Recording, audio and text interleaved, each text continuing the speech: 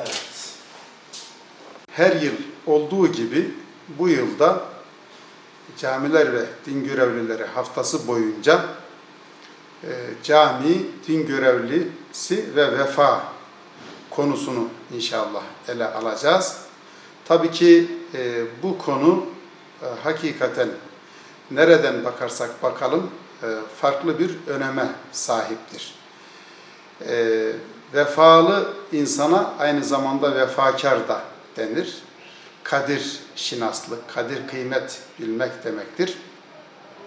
Tabii ki her şeyden önce insan kendisine bu bedeni veren, zekayı veren, konuşma kabiliyeti veren, el, ayak, göz, kulak her türlü uzvunu kendisine bahşeden ve kendisini yoktan yaradan, var eden Allah'a karşı vefakar olmalı.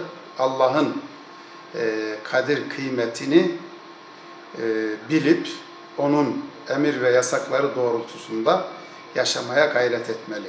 Ardından Efendimiz Hazreti Muhammed Mustafa sallallahu aleyhi ve selleme olan vefayı hiç unutmamak, ona karşı vefakarlık da, kadirşinaslık da onun hayatını hayatımıza uygulamaya çalışmak, gayret etmektir.